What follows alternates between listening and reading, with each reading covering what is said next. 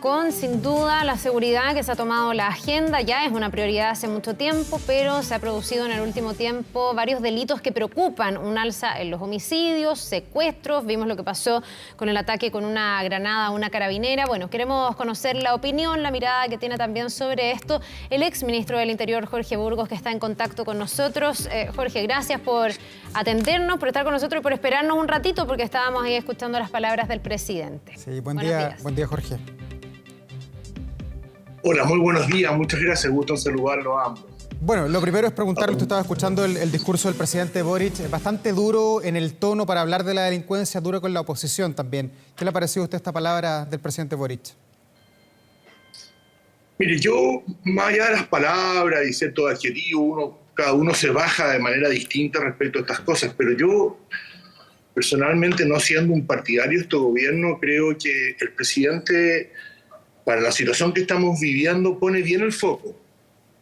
Yo me quedo con una frase diciendo los vamos a detener, los vamos a poner a disposición de la justicia y los vamos a expulsar los que no han cometido delitos de sangre. Pero, o están Jorge, no es la primera legales. vez que el presidente Boric utiliza esa misma expresión. Los vamos a pillar, los vamos a jugar, los vamos a expulsar. Ya lo hemos escuchado antes y la delincuencia usted ve que sí. Puede ser. Pero como yo soy un ser humano de buena fe, espero que en esta oportunidad eso se concrete. Me pareció un tono distinto. Este es un gobierno que viene cambiando en materia de seguridad pública, ¿no? Recuerde usted, Davor, que este es un gobierno que en los primeros meses decía que había que refundar Carabineros. Eso quedó en la historia. En una triste historia, a mi juicio. Y hoy día ha asumido, me parece, de manera mucho más correcta el rol. Faltan cosas, faltan acciones para que usted con toda razón diga, bueno, que no sea una frase más, está bien.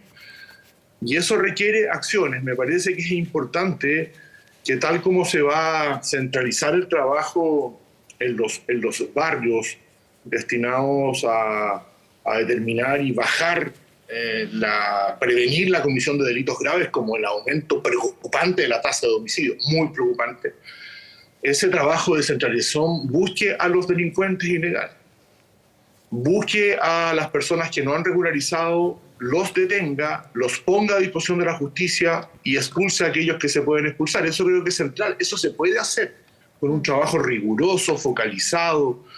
En alguna parte pernocta esta gente y hay que buscarlos con tuti y poner toda la disposición a eso. Y me parece que ahí el trabajo tiene que centralizarse a través de los instrumentos de las policías.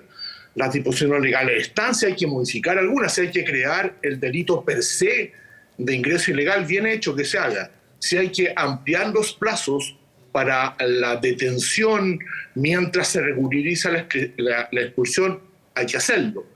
Si no obstante la ampliación de los plazos, hay que evitar que las personas detenidas que después salen a libertad, pues no tienen causa con la justicia y están ilegales, busquen una forma de ubicar su domicilio a través, por ejemplo, de la retención administrativa en centros transitorios de detención, como ocurre en otros países del mundo.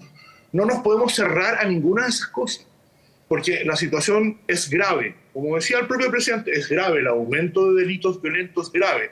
Y desgraciadamente, más allá de la posición que uno tenga respecto de las virtudes que tiene la migración, que las tiene, lo concreto, lo cierto, es que desde la dictadura venezolana han abierto las puertas a delincuentes que han venido a delinquir al sur de Venezuela y particularmente en el caso chileno.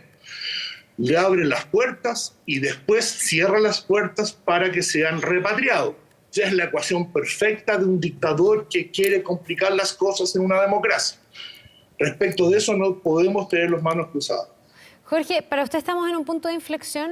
Hay una situación distinta hoy día en materia de delincuencia que antes. El gobernador metropolitano, por ejemplo, Claudio Rego, ha sido muy insistente en esto. Dice que estamos viviendo una pandemia de homicidios y ayer lo entrevistábamos y decía, esperemos que en Chile no esperemos, valga la redundancia, a que se secuestre o se mate a alguna figura pública, algún político, algo realmente grave para poder reaccionar.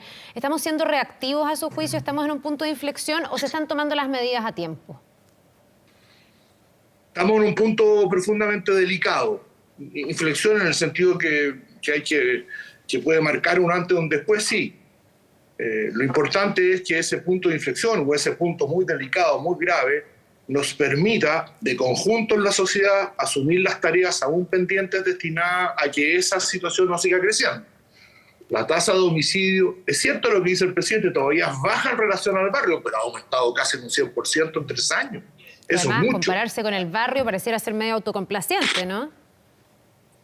Yo creo que uno tiene que compararse con el barrio, pero no para ser autocomplaciente, sino que para tratar de superar las situaciones que tiene. Y en homicidio, obviamente que hemos retrocedido.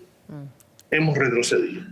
Y eso es muy grave. En materia de secuestro extorsivo, se han dado 3 o 4 casos delicados que pueden demostrar el intento de estos delincuentes de establecer este tipo de delito bastante poco común en Chile.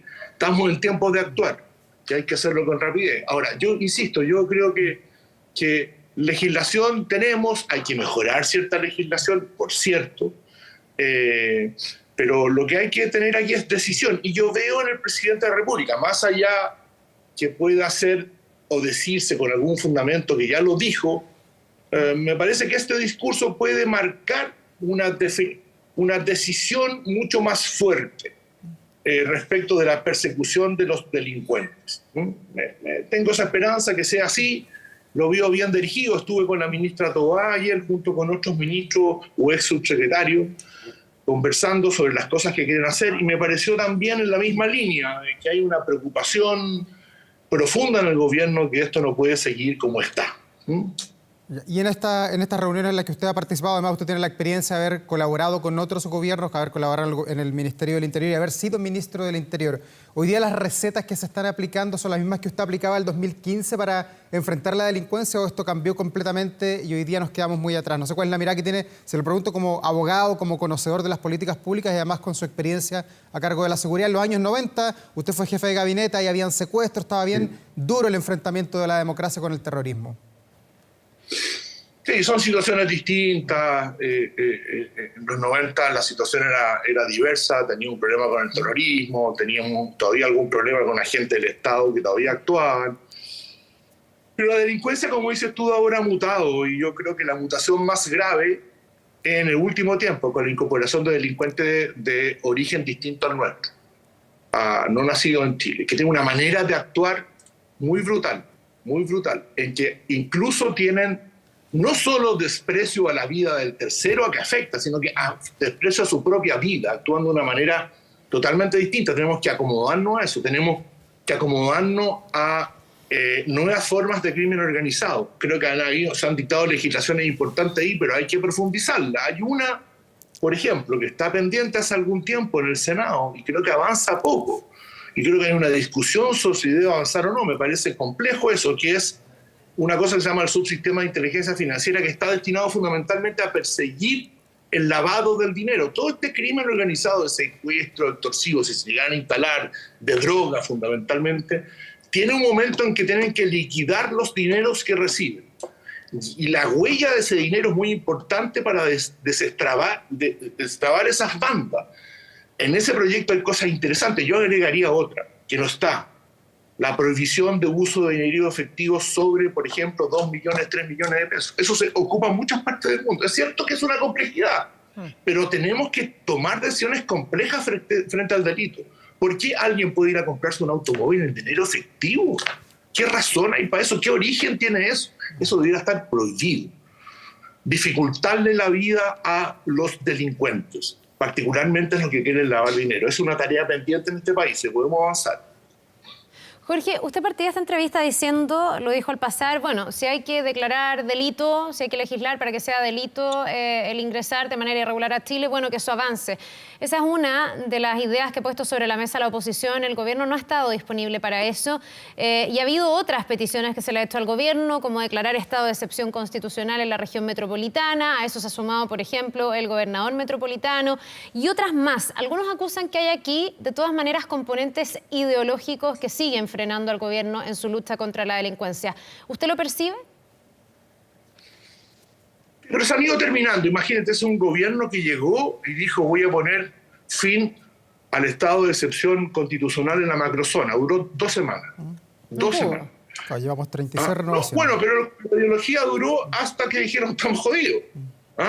Y llevan 1 año y medio de estado de emergencia cada 15 días. Que ha tenido aparentemente en algunos aspectos buenos resultados. Mire, yo en general soy, en lo personal, muy contrario a la incorporación de las Fuerzas Armadas al tema del orden público de manera genérica. Porque creo, en primer lugar, que nosotros no tenemos un porte de Fuerzas Armadas como para decir vamos a declarar estado de emergencia en la región metropolitana. Eso es muy difícil. Por el porte de la región metropolitana, nuestro contingente no es mucho y lo tenemos abocado a las tareas constitucionales básicas. Nosotros tenemos mucha gente en nuestra frontera norte por razones de defensa. Era que no. Entonces, no es llegar y decir, en consecuencia, si se va a abrir un debate porque las fuerzas de orden y seguridad no son, por ejemplo, no son suficientes para esta tarea de ir a buscar a los ilegales y a los delincuentes. ¿Por qué? Porque tienen muchas armas, porque son muchos, porque están ubicados en lugares complejos. Yo me abriría al debate de establecer transitoriamente, ni siquiera en comuna, en zonas específicas, la posibilidad de un estado de emergencia. Puede ser. La situación es tan compleja que requiere apertura para las decisiones que normalmente nosotros las descartábamos. ¿A zonas o barrios de la región metropolitana? ¿Cómo se sectoriza eso?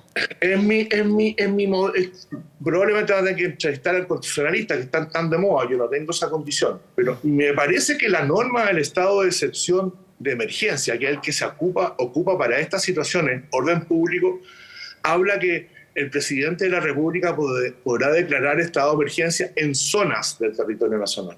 No dice comuna. Ergo, en mi interpretación, podría hacerlo en una zona. Habla de provincia, me parece. Sí, respecto de la jefatura, pero de la declaración territorialmente habla de zonas. La zona es un término mucho más genérico que una comuna, una provincia o una región. Ya, Ergo, pero en el fondo, yo estudiaría esa posibilidad si es que se toma la decisión de actuar de esa forma porque la situación lo justifica. Ya, estableciendo esa zona, entiendo, dentro de la región metropolitana, que es la que más nos, en el fondo, todos los días da noticias a raíz de este tipo de delitos, de los homicidios sobre todo. Sí, yo creo que lo fundamental es ubicar a esas bandas. Ubicarlas, son bandas. Pero eso tampoco está pasando, Jorge. De hecho, hay altos niveles de impunidad y hay poco nivel de denuncia. Hoy día en la mañana veíamos una encuesta de los locatarios de los centros comerciales que no denuncian, de personas agredidas en los paraderos que no denuncian. Ayer una agresión arriba de una micro, la persona no denuncia, que es el chofer de la micro. También lo conversábamos con Davor en la mañana. Da la sensación de que hay una baja confianza en el nivel de justicia que se puede conseguir cuando las personas hacen una denuncia, porque si no, ¿por qué la gente no denuncia? Sí, en general la baja denuncia, tienes razón tú, en los delitos, pero no los delitos más graves. La tasa de denuncia en homicidio y en secuestro debe ser equivalente al 100%. Incluso más, en el caso del secuestro se denuncia como secuestro muchas veces que no tienen esa condición. Pero eso daría una costal. Pero baja la denuncia cuando baja la fianza, tú tienes razón, y nos complican. Los que más sustos nos dan, para decir exactamente, son delitos en que hay denuncia incluso en los propios medios, y hay actuación, la impunidad no es absoluta. Está pasando una nube, al parecer. Se nos está quedando un poco pegado. La Granada, que fue gravísimo, tú sabes cómo hay ahí un espacio, a mi juicio, para trabajar. Jorge, quería llevarlo nuevamente a lo que han sido estas reuniones con el gobierno, esta búsqueda de la salida para la crisis. Usted ha sido invitado y también se ha invitado a ministros de la oposición que no han concurrido. Desde el punto de vista político, ¿es consecuente que este gobierno invite, por ejemplo, a Andrés Chadwick, pensando en que él fue destituido por violación a los derechos humanos, de acuerdo a la acusación que le hizo el propio Gabriel Boric, el propio hoy día subsecretario Monsalve, la propia ministra Camila Vallejo, cuando eran diputados y concurrieron con su voto para destituir a Andrés Chadwick, que está hoy día, 21 de noviembre del año 2023, inhabilitado para ejercer cargos públicos?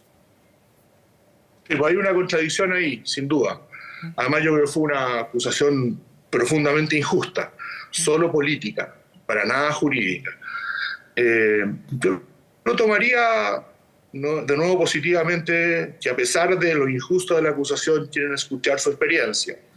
Podría tomarlo así también, pero obviamente que yo debería ser un poco más riguroso en eso. Ahora, más allá del caso particular de don Andrés Chadwick, insisto, muy injustamente acusado, y bien discutible que se lo incorpore en una lista, salvo que sea lo que yo decía antes.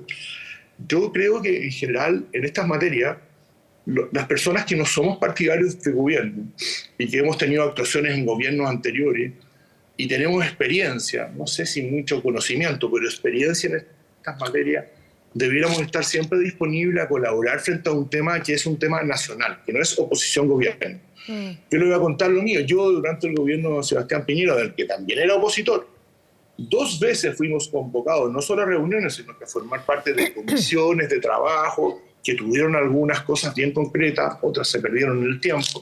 Nunca se me ocurrió no ir. Nunca se me ocurrió no ir. Yo creo que debiéramos, tal como no se me ocurrió no ir ahora a las 2 invitaciones que nos ha hecho la ministra Toá, debiéramos intentar sacar del centro la discusión oposición-gobierno el tema. Nos ha ido mal en eso. Pero Jorge, nos ha ido mal cuando... ¿Usted cree que está como para ir a la moneda después de lo que dijo hoy día Gabriel Boric, que la oposición está generando puntos políticos para mantener la sensación de seguridad, que mienten, que ridiculizan, que hacen daño? ¿Usted cree que después de esto va a ir alguien de la derecha? Bueno, yo por eso le dije, yo le dije que el presidente ponía bien el foco, pero que el uso de las palabras cada uno se baja en esta vida como lo estima. Yo habría sido, en ese sentido, me habría evitado tanta calificación. Hubiera dicho, obviamente, que esperaba más colaboración, en fin, pero hubiera evitado... Seamos francos, estamos en el centro de una discusión respecto al tema plebiscitario, donde yo creo que hay algunos que creen que hay que poner el tema de la seguridad como un foco importante para llegar voto a una determinada posición. Y eso pone nervioso al gobierno. Salgamos de eso, porque el problema no es en función de los réditos políticos partidarios, ni en función de la en contra o el favor, es en función que estamos viviendo una situación bastante calamitosa respecto de la seguridad. Y le hace muy mal al país, le hace muy mal al país. Si no salimos de esa lógica, no es que yo me quiera hacer el buenista, pero como estoy fuera de la política contingente, yo le diría a los políticos un poco de más de mirada de largo plazo. Tan cortoplacista que nos hemos puesto para las decisiones políticas, para la redacción de propuestas constitucionales, para todo. Aquí se juega todo en la próxima elección presidencial. A Chile le fue bien durante 25 años porque hubo políticos que tuvieron una mirada larga, no una mirada corta. Bueno, si seguimos la corta, vamos a juntar otra década perdida. Llevamos una década perdida en procedimiento. Sí. A este camino vamos a tener 20 años de 2 décadas perdidas. Ahora, ayer el ex subsecretario del Interior, Rodrigo Villa, llamaba a la vocera de gobierno a informarse bien, porque hacía esta crítica. Decía que no venían a la reunión con Carolina Toá.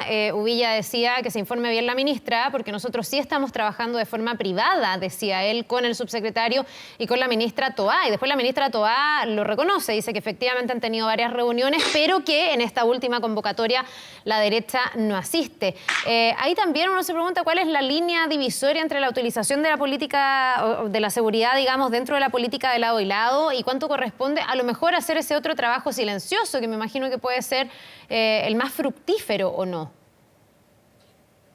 Sí, por cierto, mire, a mí me parece una gran noticia que los subsecretarios del Interior de los gobiernos de don Sebastián Piñera, Gali y Uvilla, que son muy hombres inteligentes y que saben, estén trabajando de manera reservada con Manuel Monsalve. Me parece muy bien. Pero coetáneamente con eso la ministra del Interior podría invitar a los ministros del Interior y no debería ser obvio si está trabajando reservadamente para ir a una reunión. No sé, es mi manera de ver las cosas, a lo mejor el equivocado soy yo. Pero mire, insisto, yo creo que esto requiere colaboración, una mirada larga. A mí no se me ocurrió, mire, yo fui a una comisión que invitó el presidente Piñera después del 19 de octubre. Me sacaron la cresta. ¿Pero qué me importa? Estoy pensando en Chile, no es lo que opine mi ex partido o mi actual partido. Esa pequeñez no sirve. Jorge Burgos, ex ministro del Interior, como siempre ha sido muy fructífero conversar con usted esta mañana. Cuídese, que lo vaya muy bien. Gracias, Jorge, que lo vaya muy bien. Desde Nueva Zelanda, que no lo veía nada. Un abrazo. Que lo vaya muy bien. Hasta luego. Buenos días. Chao, chao. Bien, son las 9 de la mañana con 27 minutos. Vamos a una pausa y estamos de vuelta de inmediato con más.